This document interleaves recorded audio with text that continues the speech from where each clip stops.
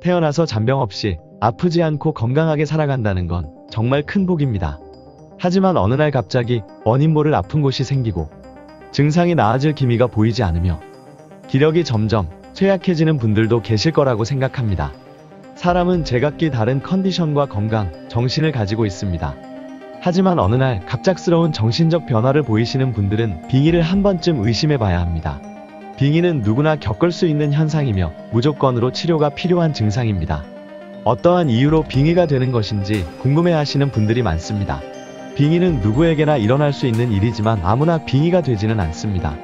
기가 허약하여 영적으로 쇠약한 사람에게 주로 빙의가 나타나며 그뿐만 아니라 영적인 영역과 존재에 범접하려 할 경우 영적인 능력이 강한 신을 받기 위한 사람들이 빙의를 경험하게 됩니다.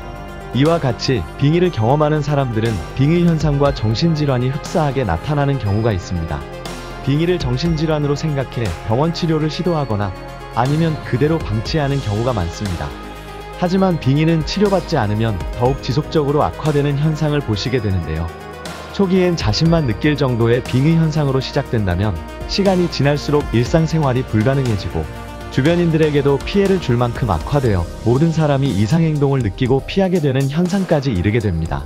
빙의를 치료하기에 앞서 꼭 확인해야 할 것은 몸속에 들어온 빙의령의 정체를 파악하는 것입니다. 몸속에 깃든 빙의령의 정체에 따라 조상신의 경우 정성 들인 천도제를 통해 치료해야 하며 악령일 경우 몸속 깊은 곳까지 점령한 영을 꺼내어 그 공간을 철저하게 부숴야 하기 때문입니다.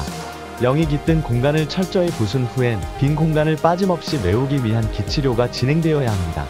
대부분의 사람들은 빙의 현상과 정신질환을 혼동하시고 가장 많이 착각하시는 것이 빙의가 되면 신내림을 받아야 하는 것이 아닌가 라고 생각하십니다. 하지만 잘못된 상황 판단으로 질이 나쁜 영이 깃든 상황에서 신내림을 하게 된다면 패가망신의 지름길이 될 수 있습니다. 앞서 말씀드렸듯이 빙의를 치료 시작 전에는 꼭 자신에게 현재 깃든 영의 정체를 정확하게 파악하는 것이 중요합니다. 이와 같이 빙의 치료는 영적인 능력을 다루기에 경험이 많고 그 경험을 바탕으로 한 노하우로 치료를 진행할 수 있는 사람을 만나야 합니다. 빙의는 누구나 될 수 있지만 아무나 되지는 않습니다.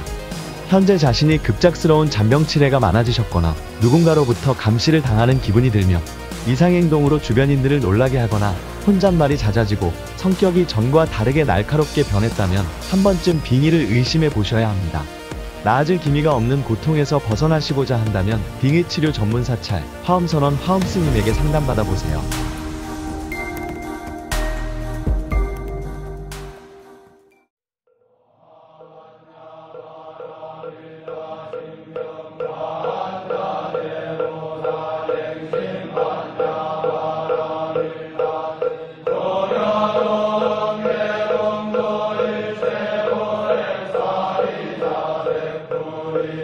공